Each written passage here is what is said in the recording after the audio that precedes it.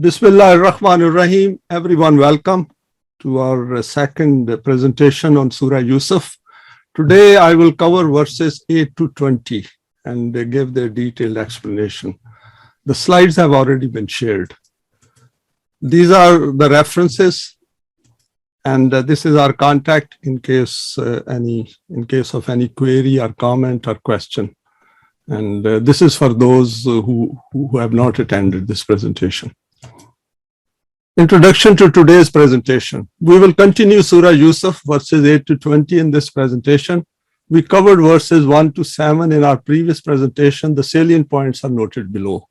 In order to understand the Quran, human intellect needs to use intellect to expand its own expanse. Though the account of Yusuf is covered as part of history elsewhere, what is being revealed here is unknown to human intellect. This is specific to Allah's Wahi. So generally the story is known in other religions as well, like Judaism and Christianity. And even in Islam, where historically this thing has been covered. But what is specifically said in the Quran is totally different. And those aspects we are looking at through our presentations. The dream by Yusuf referred to his intense desire at a very early age in his life to acquire great eminence. Yaqub interpreted this dream that pointed to Yusuf's potentials, which would be realized in the light of the guidance of Allah's Wahi. We should keep it in mind that Yaqub himself was the messenger of Allah as well, and he was in possession of Wahi. The situation of Yusuf's family was such that he could not have gained opportunities to develop himself in order to acquire that higher eminence and loftiness which he intensely desired and aimed.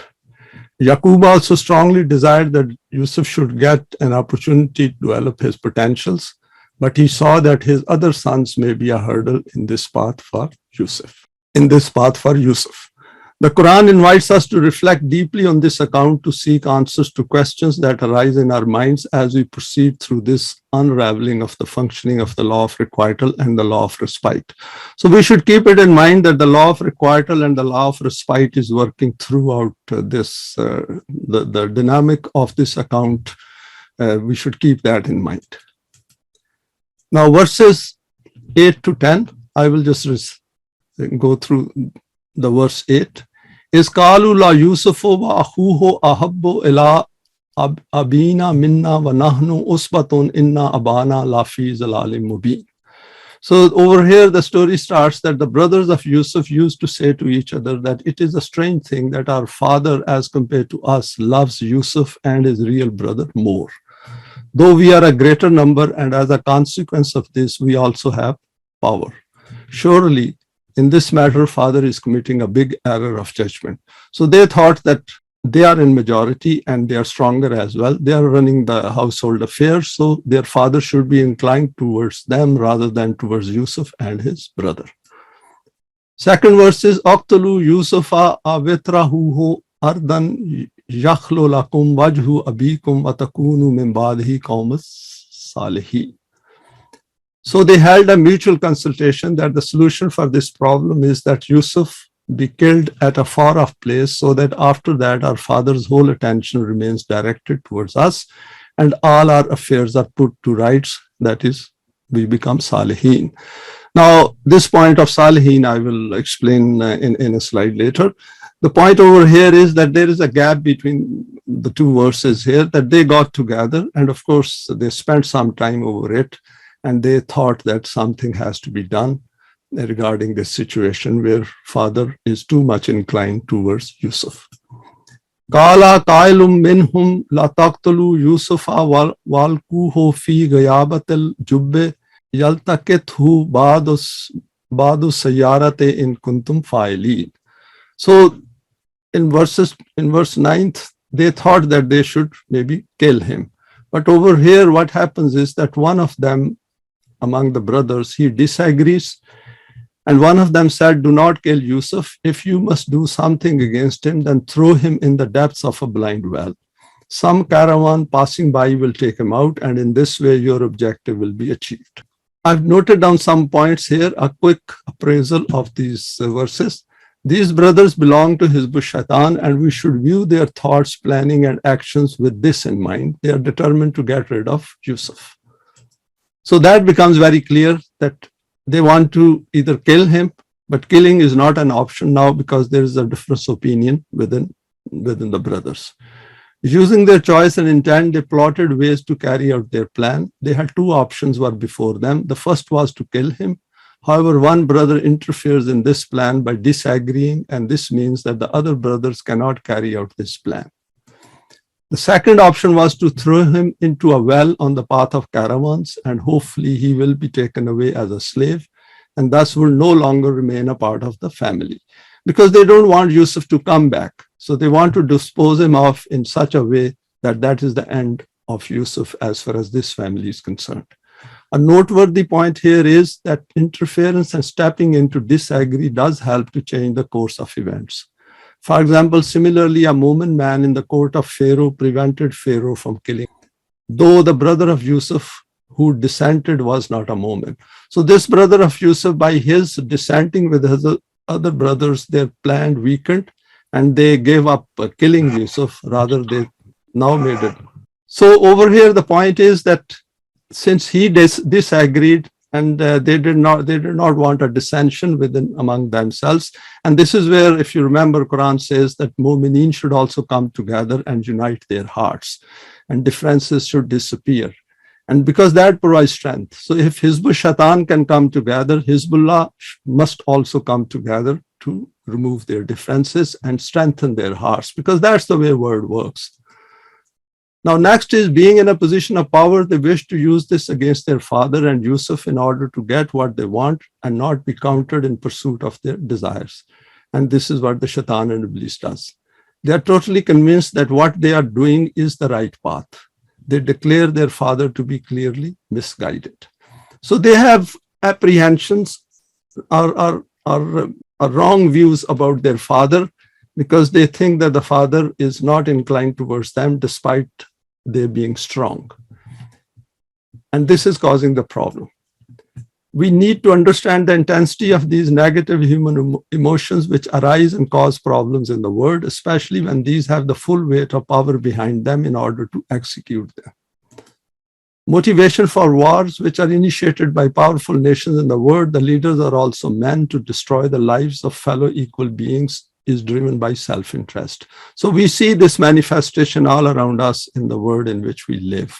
So Yusuf's brothers were not very different from these nations. They were doing what nations do at a larger scale.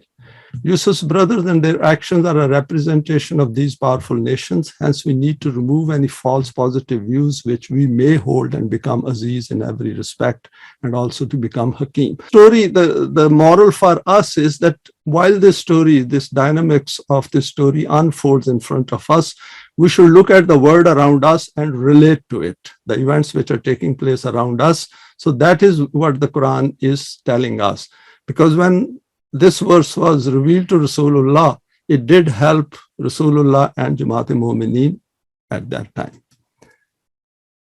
Now, next one is elaboration of Salihin. So this point needs elaboration, and it's given in detail in the book, Mutalab al-Furqan, volume 7.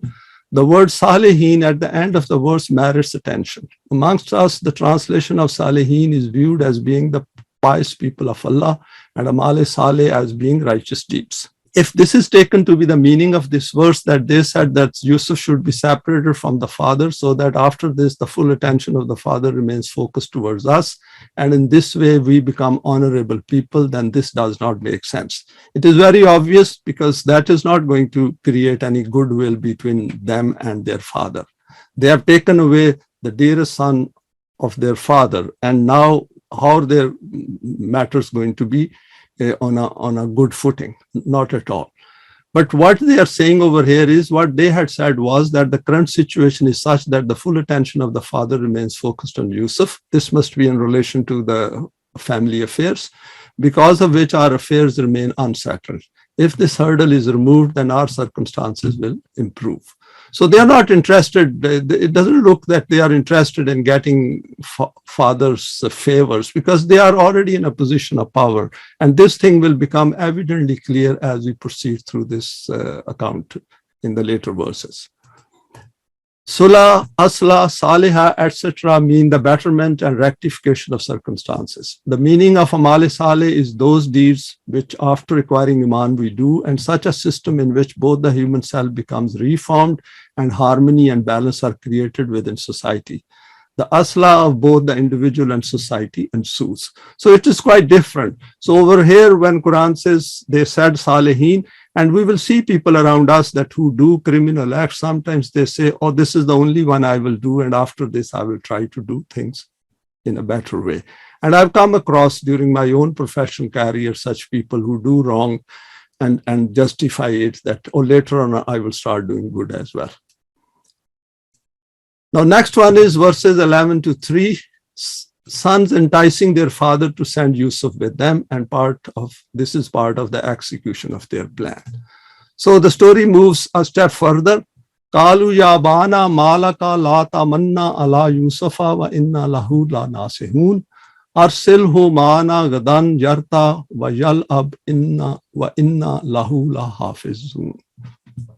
So they all preferred this scheme. So they agreed on this scheme that not to kill Yusuf, but to get rid of him by throwing him or dropping him into some well.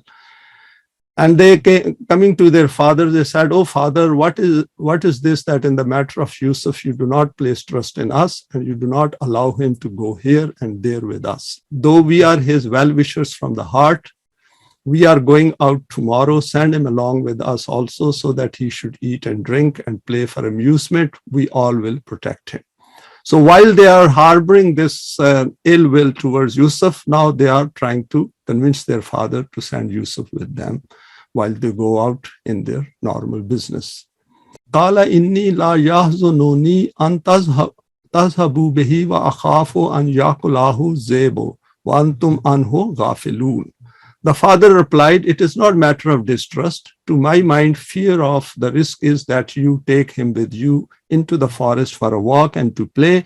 And if you become distracted, even momentarily, that a wolf might eat him up.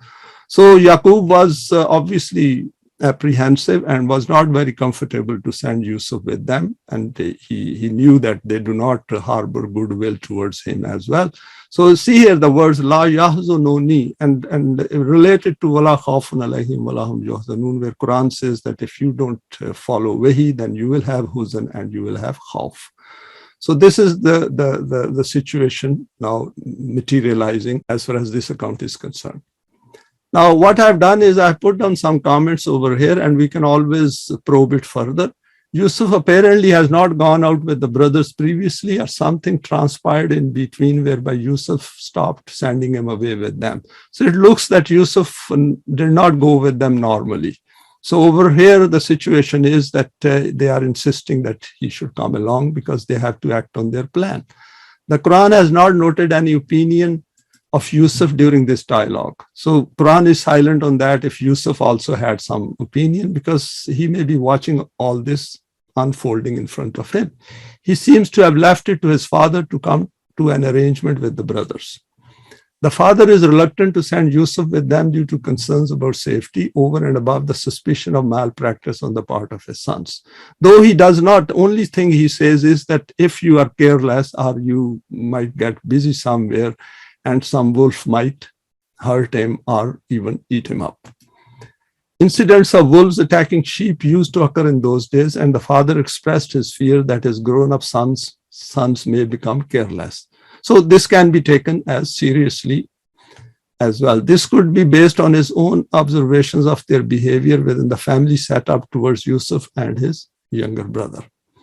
Note the climate of huzn or grief and khawf, fear, which exists in that environment being experienced by Yaqub as noted in verse 12-13. Yaqub summed up the general competence and consciousness of his sons by stating Ghafilun.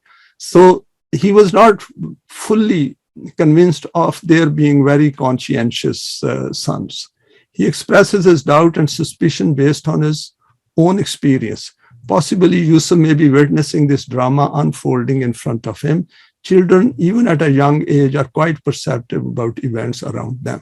So the lesson for us to apply is that we have to be very conscientious and promote that within the children and within the family as well, so that children do not resort to these kind of thoughts. And also justice should be done, and people should be instructed or advised about the law of requital and law of respite. Next one is the sons convince Yaqub, and Yusuf accompanies them to the forest. قالوا لئن أكله الذئب ونحن عصبة إنا إذا لخاسرون. The sons then replied to father's fear, "O father, you are strange. If he is eaten up by a wolf, despite the presence of such a great number of us, then what is the point of our existence? This will then mean that we are absolutely useless." Now imagine, so the situation is that sons are putting pressure on father and saying that you should send him with us, and he is reluctant to send him away with them. And as the situation is developing, they had to now argue with him, because unless Yusuf goes with them, they cannot act on their plan. So they say that we are so powerful, why are you doubting our strength? We will not let it happen. فَلَمَّا ذَهَبُوا بِهِ أَجْمَعُوا أَنْ يَجْعَلُوهُ فِي غِيَابَةِ الْجُبِّ وَأَوْحَيْنَا إِلَيْهِ لَا تُنَبِّئُنَّهُمْ بِأَمْرِهِمْ هَذَا وَهُمْ لَا يَشْعُرُونَ. So Quran over here now omits a lot of links in between, which we have to figure out ourselves. In its own style, it now goes to the next stage. Hence, they took him with them and all agreed on this, that he should be dropped into a deep well. So now the situation arises. At precisely that time when they were throwing Yusuf into the well, we informed him via Wahi, that is, Allah says that we informed Yusuf via Wahi, do not grieve, that you will remain safe and secure, and after this, such a day will come that you will tell them what they did with you, and they will not be able to understand how you survived and reached this stature. This is something which needs a lot of profound reflection on our part, because over here Quran says, "Wa'awhayna." So Allah sent a wahi to him, that is reassuring Yusuf that what these guys are doing, your brothers are doing, they don't know at this stage, la yasharun, they don't know that this is going to come back and haunt them at some later stage. But now the situation is that there are years and years of separation from father and family ahead of Yusuf, and he has to be reassured by Allah that your path is right, you are on Sirat al-Mustaqim, and things will even out for you. And that is how we should look at this story as it unfolds itself. Now Yusuf handed over to the next stage of his life. I thought this is the second stage now. He has left the family. They have taken him out of the family, and now he is handed over to the next stage and next phase, where he has to face different challenges. Yaqub reluctantly agreed to allow his older sons to take Yusuf with them to the wild. Now this is clear.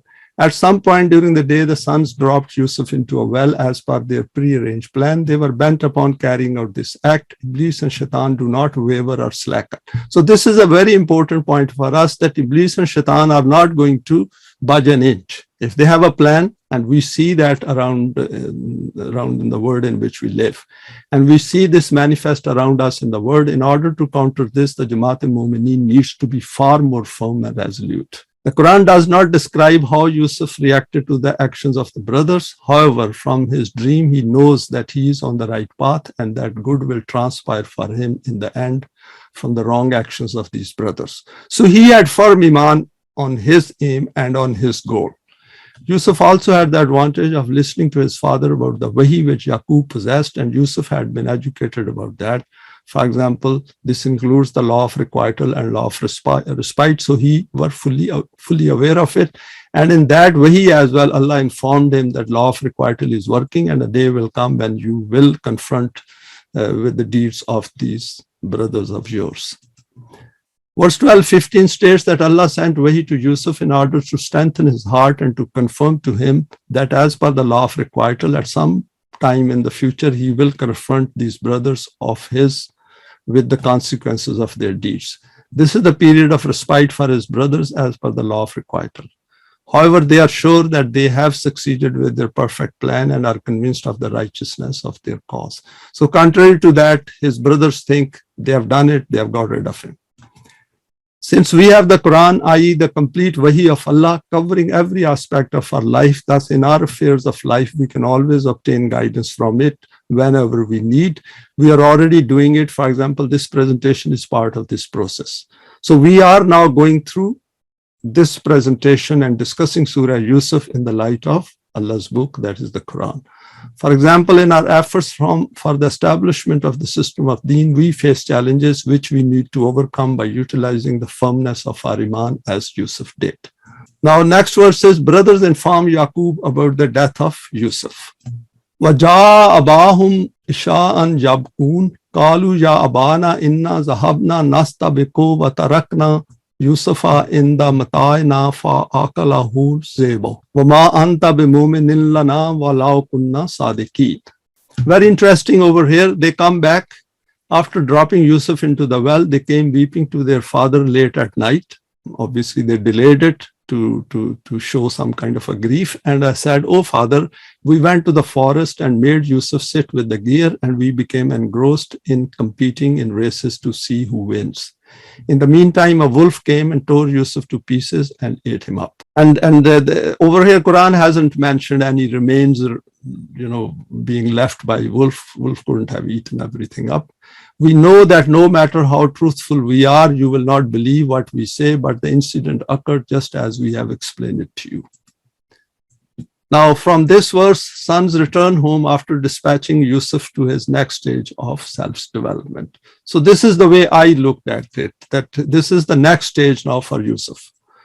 After doing an injustice to Yusuf, the sons returned home to cause grief to their father, whose favors they so earnestly desired. This point needs to be pondered, that in the deprived state of the selves of these sons, they wish to get his attention for themselves by taking his most favorite moment son away from him. We witness this around us in many families where a husband or wife, or even between parents and children, are both cause pain by putting down each other's parents and siblings, and at the same time tell each other how much they are in love.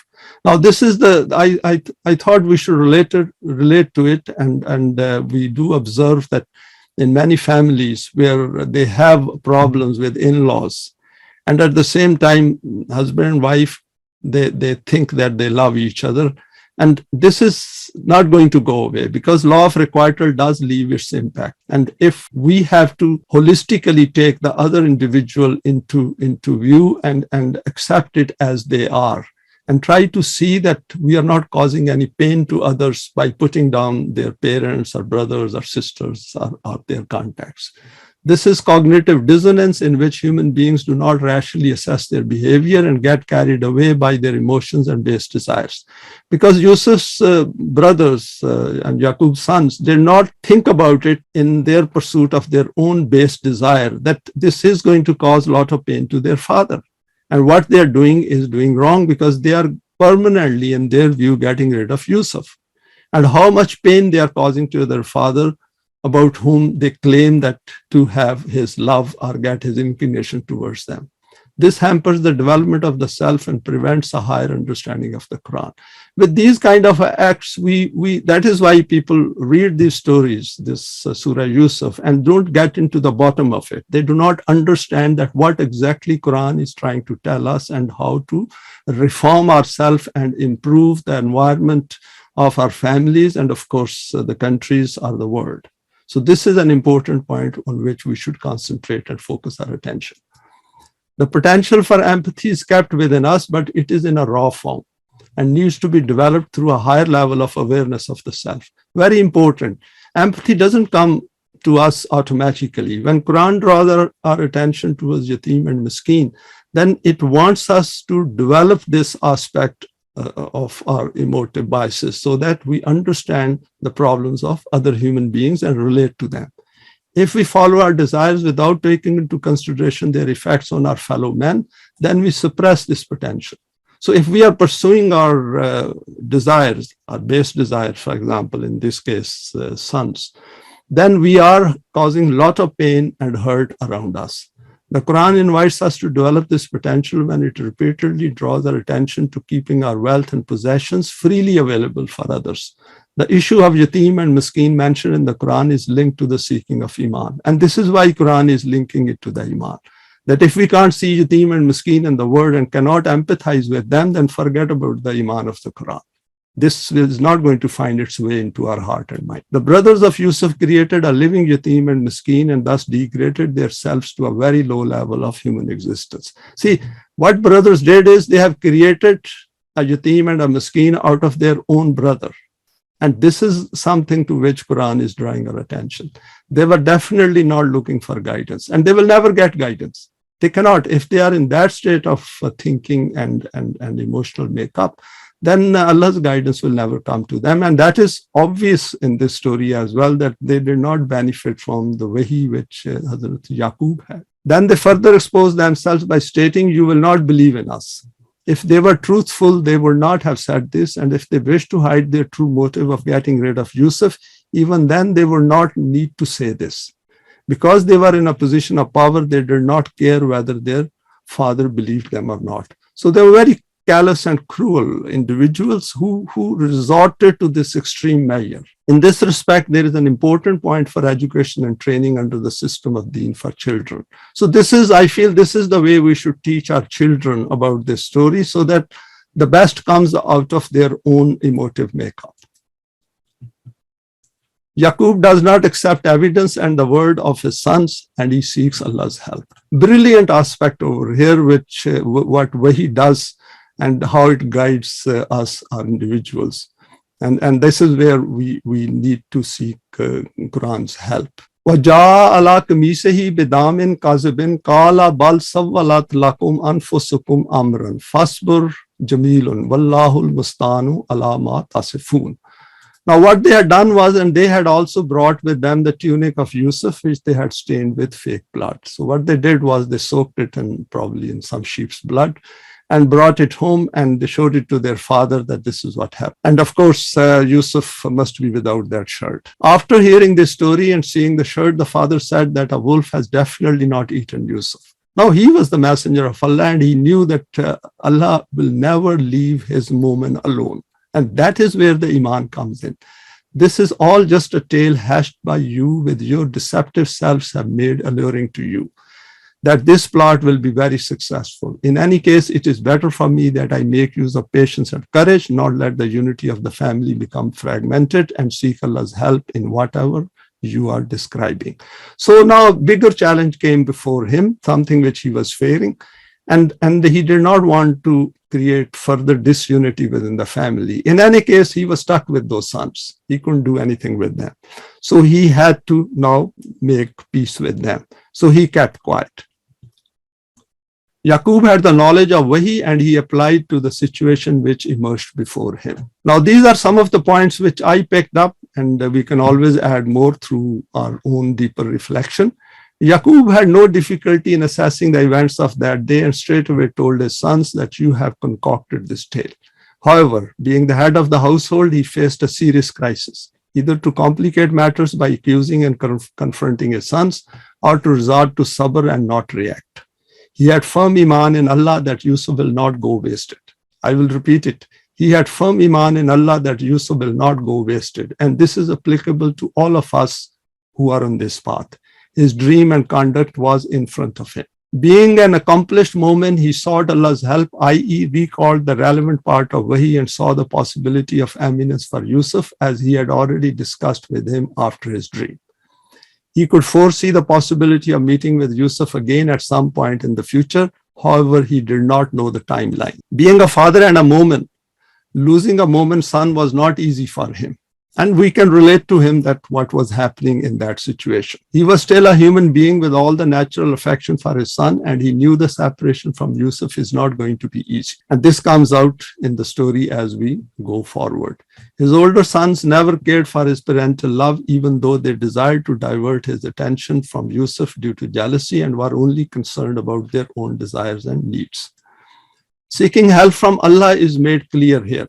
There is one point over here in relation to the previous point, that it should not create any dislike or hatred or those feelings within us. For us, this story is as if playing in front of our eyes right today. The reason is that this is happening all around us. In a man-made system, this happens in every other family, and people have problems. And even in mutual relationship, what is going on in the world, this thing is fairly common. So instead of creating any disliking for the sons or not being comfortable with the situation, we need to look at the lesson and the moral for us as of today. Seeking help from Allah is made clear here. Remain steadfast. Think clearly based on evidence that Allah will never leave His mu'mineen alone. Keep making efforts in life and concentrate on the work in which one is engaged in to earn a living. Never give up hope, as it is Iblis who becomes hopeless. No need to share on grief with those who do not have empathy and sympathy.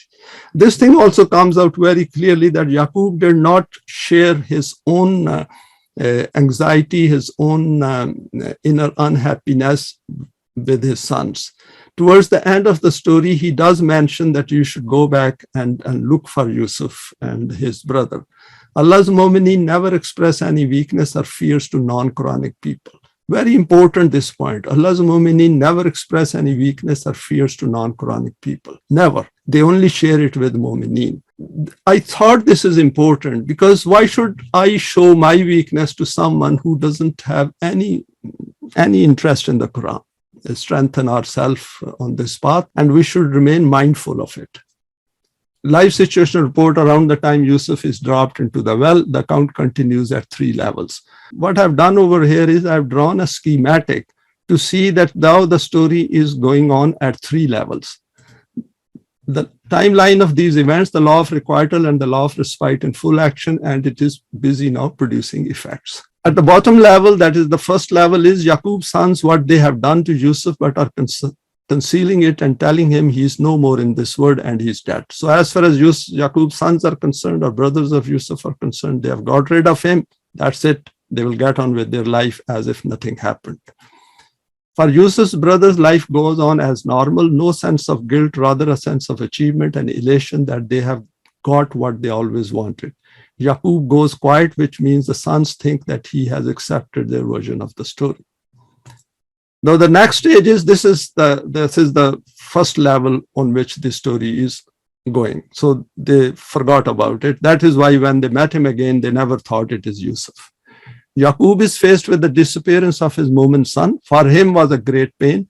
Allah knows what has happened to Yusuf, but no Wahi sent to Yaqub regarding this. No Wahi was sent to Yaqub regarding this, that your son is alive, don't worry. And this is very interesting. So he has to figure it out in the light of the Wahi which he already had. Yaqub outwardly calm, ensuring integrity and unity of the family, not creating any fuss and giving time to the law of requital to do its job. Continuously keeping Allah before him and seeking his support. Years pass, but never gives up hope, as he has assurance from Wahi, that is, he has the Iman in unseen. So there is a great lesson for us in this part. Now the next stage is Allah is witness over all events. As we know, Allah said that Huwa ma'akum aina ma kuntum. Yusuf is now in the hands of caravan people, but Yaqub's sons do not know this and are not interested to know this. Yusuf, being Mu'min with complete trust based on Iman in Allah, his laws, is now going through the second phase of achieving his dream and aim. He is in the process of being handed over to the next phase. Now, this is where the next issue comes before us. Beginning of the next phase of Yusuf's life, and he is presented with a new challenge. وَجَاءَتْ سِيَارَةٌ فَأَرْسَلُوا وَارِدَاهُمْ فَأَدْلَى دَلْوَاهُ قَالَ يَا بُشْرَى هَذَا غُلَامٌ وَأَسَرُّهُ بِذَاتًا وَاللَّهُ عَلِيمٌ بِمَا يَعْمَلُونَ. So as he was put down or dropped into the well, now a caravan, because the well was on a caravan's route, and this is what brothers of Yusuf wanted. What happened there was that a caravan came into the forest and they sent their vanguard person in search of water. So this happens in the movement of caravans. Even in the army, they send some vanguards ahead who establish the camp and find out the suitable places. He reached this well and dropped a bucket into it. From deep in the well, Yusuf called out. He glanced into the well and saw that there was a youth there. So he put his bucket into it to get water, to see if there was water at the bottom of the well. So there was Yusuf in the well. he called to the other people from the caravan and said, listen to some good news. Because slavery was quite common in those days, so they were very pleased that they have got a youth and paid nothing, and now they are going to make some money out of it. A youth has been found in the well. They took him and hid him so that they could sell him in some far-off place. They did all this away from the prying eyes of people, but Allah was indeed witnessing everything. So it looks this caravan was going from Canaan towards Egypt as the story develops further. Now, verse 12-20, Yusuf as a human being possessing choice and intent for which universe is created is disposed for few coins. Now, we should keep it in mind that Yusuf also had a choice and intent, just like every other human being. And when Quran says, "Laqad karamna bani Adama," if we keep that in mind, then we know what is going on in this story. And that increases the gravity of the situation in our intellect. We can then see that what is the situation which is developing in front of our eyes now. وَشَرَوْهُ بِثَمَنٍ بَخْسٍ دَرَاهِمَ مَعْدُودَةٍ وَكَانُوا فِيهِ مِنَ الزَّاهِدِينَ. The people of the caravan sold Yusuf. So now it is up to us to make it out that it must have taken them a few weeks to travel from Canaan to Egypt, because there's the whole of desert of Sinai between it. In the Egyptian marketplace, with injustice and inhumanity for a paltry price, which was not more than a few dirhams. So they got some money out of that. They behaved in a detached manner in his sale. They were not treating him like a human being. Of course, on the way, they would have served him with some food and may have given him some clothing as well. But they were detached. They were not compassionate or were attached towards him as a human being, because they knew, they might have even heard his story, but they were not concerned about it. Their own desire was right in front of them. One, because they had acquired this commodity free of cost, and two, they may also have thought that if someone came forward to claim him, then there will be a problem. So all this we have to imagine and think about it and relate it to the situation as of today, that what goes on in terms of devaluing human beings, this situation is right in front of us. We have seen people, how they treat their servants, for example. The state in which Yusuf finds himself and learns more about the world and human psyche. Now, here is Yusuf, who's come out of a fairly protected environment, though not a very happy environment, and now he is in a process of being sold. First, he's dropped into the well, and now he's being sold. So just imagine that what sort of a self he is now developing and experiencing the whole events which are unfolding in front of him, and he is the central part of those events. Coming out from a family environment, Yusuf is now exposed to the rules of a commercial caravan, which also deals with human beings as commodities for selling and buying. He spends many days and nights in their company. They may have inquired from him about his background, or perhaps not. It does not appear that Yusuf is interested to return to his family with unjust brothers around who wish to kill him. So Quran is silent on that. But Quran does say that those caravan people did not consider him as a full human being as they themselves were. The Quran sums up the plight of Yusuf and the state of human world with this glimpse in which a human being is treated as a commercial, non-thinking commodity which can be sold and bought as a slave. The people of the caravan sold him for a small price to get rid of him quickly, as he can cause problem in case some claimant may appear. This is the condition of the human psyche when it does something wrong and wishes to hide it. And the third point I have noted is the Quran has used the word az-zahidin, which essentially means, we should look at the root of this, which essentially means that they were detached from him as a human being. Some might have had an idea that we should be kind to him and maybe not sell him, but of course the majority in such situations is the one who makes the decisions, just as in the case of brothers of Yusuf. The caravan folk were not interested in him as a human being. He was a mere commodity to them. They were more interested in getting whatever price they could and move off. The word around us is not any different. The Quran has summed it up in a few verses, and we will see it in the next slide. Allah's verdict on the system created by human intellect without the light of Wahi, and this is the non-Quranic world. These are the verses I've taken from Surah Mutaffifin, chapter 83.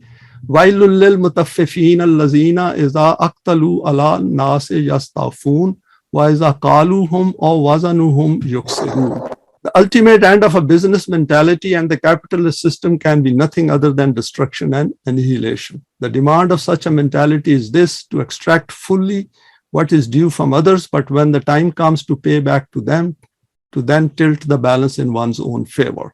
So under a capitalist system or man-made system is get maximum benefit and give minimum to others. And we see it all around us. And this is called business. That if somebody has made extra profit out of the ignorance of someone or somehow hoodwinked him, then he is a successful person. To get full work from others, but to never pay them fully what is due to them. To give the minimum to those who work hard and to earn the maximum for one's own self. To have this outlook not only in the case of commodities, but even when appraising the value of human beings, and to attempt that their potentials and abilities remain suppressed, squeezed, and hampered. And we see it particularly if we go to some families, influential families, where they have employed servants. And if we look at those servants, they are human beings like each one of us, and see how they treat them, and they never consider them as full-fledged human beings who have a full cognitive abilities.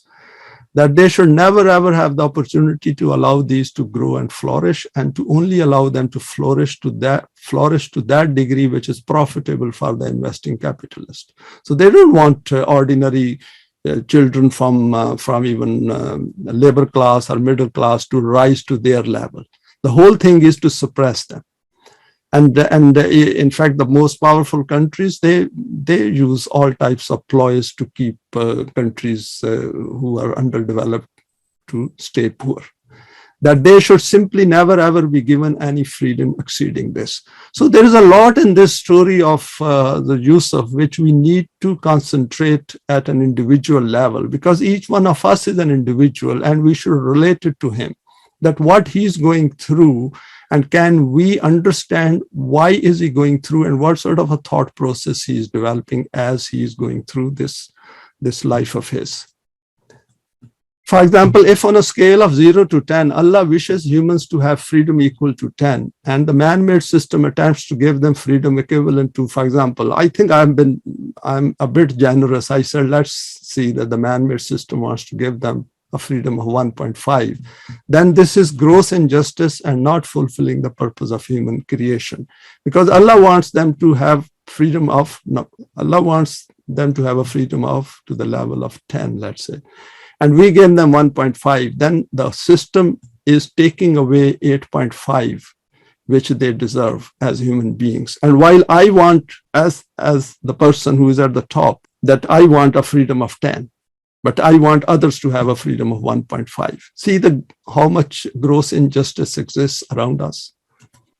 What is human value as a human being for majority in 2022? So what I've done over here is I've drawn some photographs taken from Google, and these are the big corporations, and then these are the banks, and this represents the banks across the world, and of course in the richer countries. Oil as a resource plus business, and we have seen how many people's lives have been destroyed because of this. And then farmers in the world. The pharmaceutical industry has come out as a bigger giant in today's environment of COVID-19. And these are some of the guys who own, they are just human beings like Yusuf, like you and me, but they own far, far more than their own needs. And these interact with whom? This is the bastion of power. This is another bastion of power in the world. This is another one, and this is another one. So what I've done is I've taken four most powerful, power bases in the world.